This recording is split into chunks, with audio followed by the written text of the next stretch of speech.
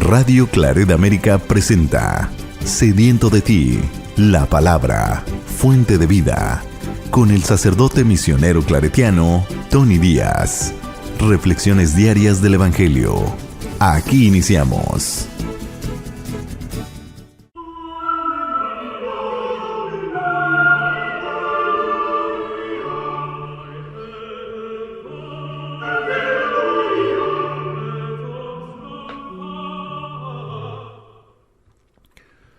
Bienvenidos hermanos a nuestras reflexiones del Evangelio del día. Hoy es lunes de la segunda semana de Cuaresma. Lunes de la segunda semana de Cuaresma.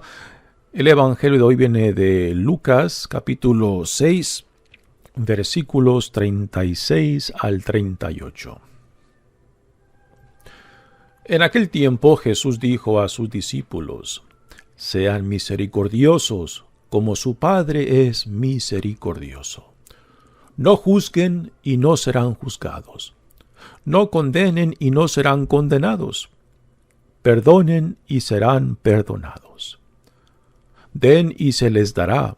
Recibirán una medida buena, bien sacudida, apretada y rebosante en los pliegues de su túnica.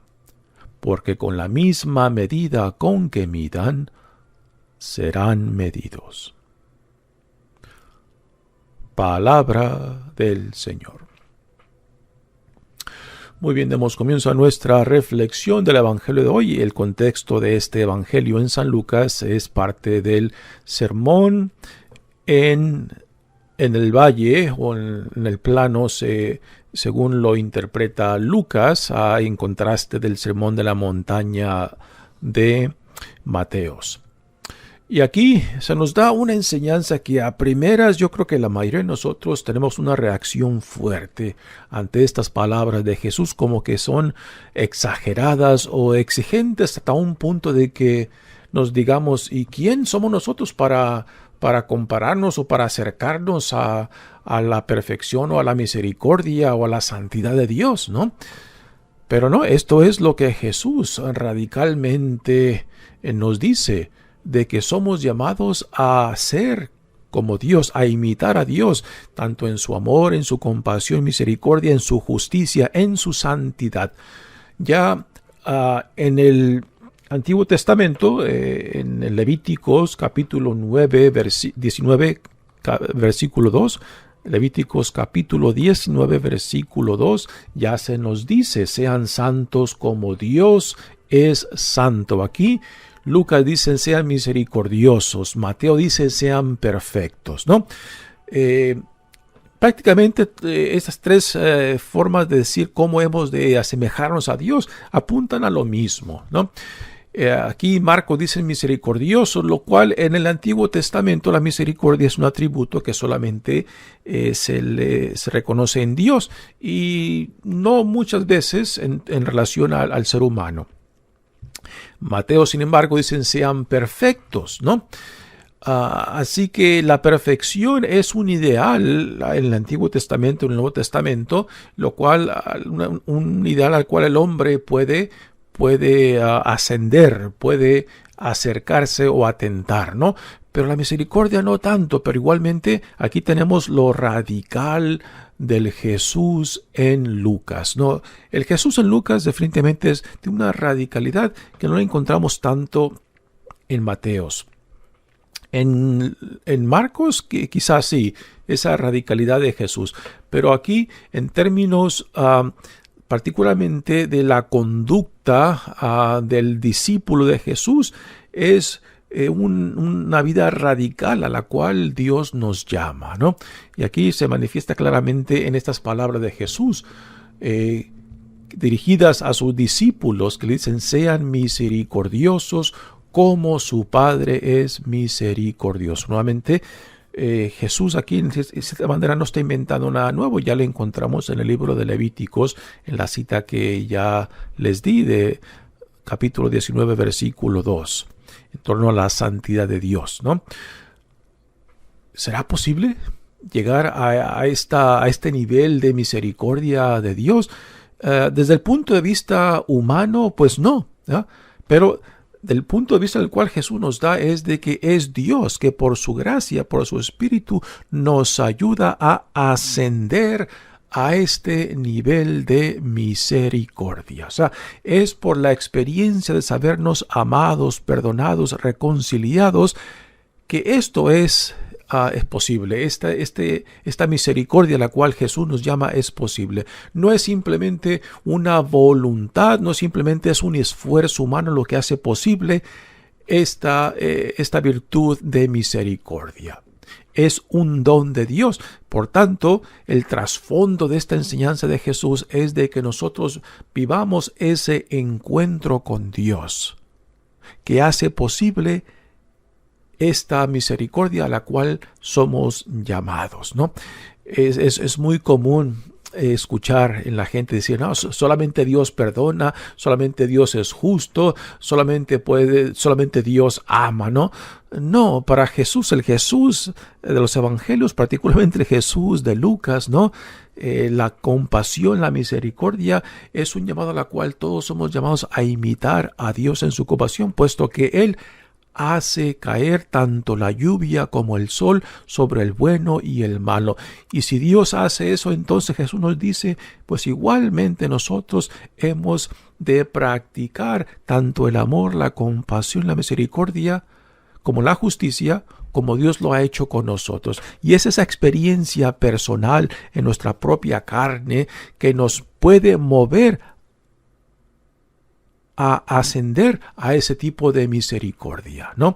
Repito, no es un esfuerzo, no es simplemente una voluntad del ser humano que hace posible esto, es la experiencia personal, porque esta enseñanza está conectada con lo que viene antes de este evangelio en Lucas, que es las enseñanzas en torno al amor al enemigo, lo cual también es una enseñanza muy difícil de entender y apreciar y asimilar, porque pensamos de que es un imposible, otro imposible que Jesús nos pone, ¿no?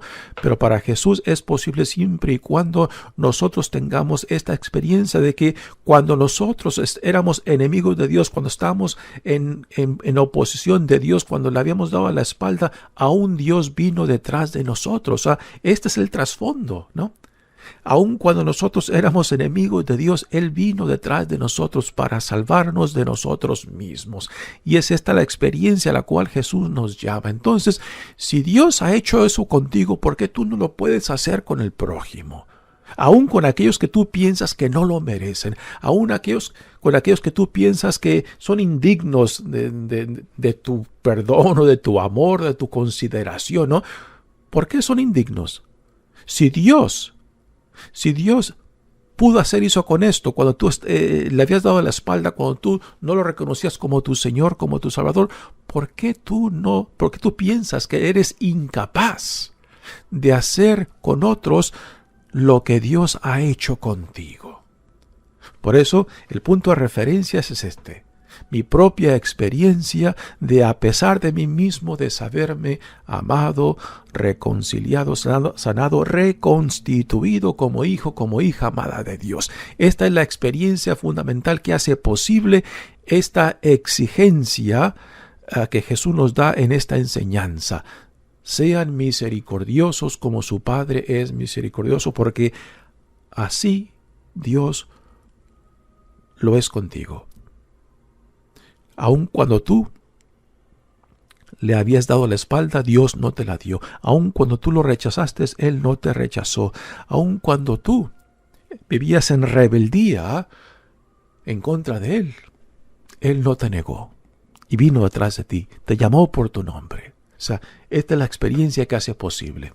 Y después Jesús continúa esta enseñanza de misericordia con el no juzguen y no serán juzgados, ¿no? Es otra enseñanza que la escuchamos nosotros y decimos, ¿cómo yo no voy a discernir o juzgar entre el bien y el mal? No es esto a lo que Jesús nos está llamando, ¿no?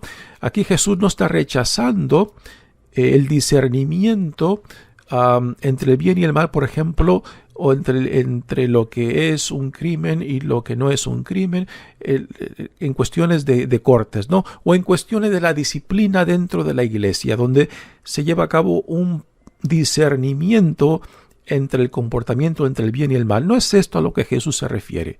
Entonces, ¿a qué es lo que se refiere cuando dice no juzguen y no serán juzgados? A lo que se refiere es esta actitud en la cual vamos en busca constantemente de las faltas del prójimo. Esta actitud de querer sentirnos superior al rebajar o al acusar o al encontrar falta en otros, ¿no? Es esto a lo que Jesús nos llama cuando dice no juzguen y no serás juzgados, ¿no? Porque a veces tenemos esta idea de que nosotros sabemos claramente las intenciones de la gente, ¿no? Y que por tanto, si conocemos las intenciones, tengo el derecho y tengo el poder para juzgar. Y no sabemos las intenciones, no podemos leer el corazón ni las ni la conciencia de la persona para pensar que yo sé claramente dónde provino esa intencionalidad, esas motivaciones que llevó a esa persona a hacer lo que hizo, ¿no? Y que por tanto yo tengo el derecho de juzgar. Y no, en realidad no sabemos, ¿no? Entonces es a esto a lo que Jesús nos dice, no juzgue y no serás juzgados, es a esta actitud de querer encontrar falta en todos, de siempre buscar lo minucioso de lo que les falta, en vez de reconocer lo que se tiene, en vez de construir sobre lo que existe en la persona, lo bueno que existe en la persona, ¿no? ¿Y quién de nosotros no hemos compartido esta actitud, ¿no? De buscar siempre las faltas en otros, de querer sentirnos quizás superiores a otros cuando les echamos en cara lo que les falta, su debilidad o lo que simplemente son sus errores, ¿no? Y después continúa diciendo, no condenen y no serán condenados. Esta es muy similar a lo previo de no juzguen y no serán juzgados. Porque condenar quizás tenga un sentido un poco más serio, de pasar de un juicio a una condena de exclusión, por ejemplo, de condenar, decir tú ya no eres parte de la comunidad, tú ya estás excluido del compartir de la comunidad o de los privilegios que tienes, ¿no? Quizás sea un poco más serio, pero es muy similar a lo antes. Y el hecho de que lo repite con una palabra diferente nos quiere dar a entender que esto de no juzguen es algo importante. Cuando una palabra, una frase se repite en la Sagrada Escritura es porque le está dando importancia a lo que acaba de decir, ¿no? Y el hecho de que lo repite con diferentes palabras simplemente está diciendo pon atención. Esto simplemente como ciudadano del reino, como parte de la comunidad del reino, simplemente no es aceptable. Y después dice, perdonen y no serán perdonados. Esto no quiere decir de que uno no reconozca las faltas o los errores o las ofensas o los pecados de las personas. No es de hacernos de pasarlos por encima o de hacernos de la vista gorda. No es eso, ¿no? Lo que Jesús dice, si tú, que cuando eras rebelde, que cuando vivías en el pecado, que cuando tú vivías en la oscuridad, Dios vino detrás de ti, te perdonó cuando eras culpable, te perdonó cuando vivías en la rebeldía, entonces tú, ¿por qué no haces lo mismo con otros? ¿No? Aquí Jesús no quiere decir que ignoremos los pecados, las faltas de otros, sino que a pesar de sus pecados, a pesar de sus faltas, de que nos perdonemos mutuamente. Porque así nosotros hemos sido perdonados. O sea, ¿con qué cara podemos venir a Dios y pedirle que nos perdone cuando no estamos dispuestos a hacer lo mismo con el prójimo? O sea, que ahí no hay vergüenza en esa actitud, ¿no? De que yo, con toda confianza, voy y me acerco a Dios para que me perdone, pero después no quiero hacer lo mismo con el prójimo. Y es precisamente lo que Dios en Jesucristo nos dice. Así como Dios te ha perdonado, igualmente hazlo con tu prójimo, ¿no? Y también lo pone en el reverso. Si tú quieres el perdón, la reconciliación con Dios, entonces hazlo con tu prójimo y ahí tendrás la clave del perdón de Dios hacia ti. Den y se les dará, dice Jesús, recibirán una medida buena, bien sacudida, apretada, rebosante en los pliegues de su túnica, porque con la misma medida con que midan serán medidos. Y esto no quiere decir que hagamos un trato de si yo no te juzgo, pues tú tampoco no me juzgues. No, no es eso, porque a veces podemos llegar a estos acuerdos, ¿no? Mediocres o de sinvergüenzadas, en lo cual nos arreglamos de que si tú no me juzgas, pues tampoco yo te juzgo. Y aquí nadie se construye, simplemente nos reducimos al nivel más bajo, al común denominador más bajo. Todo lo contrario, Jesús nos llama a construirnos, a ser la mejor versión que Dios dice que somos en Jesucristo. Mi nombre es Padre Tony Díaz, misionero claretiano. Que Dios los bendiga. Radio Claret América presentó Sediento de ti, la palabra. Fuente de vida. Sus comentarios son importantes.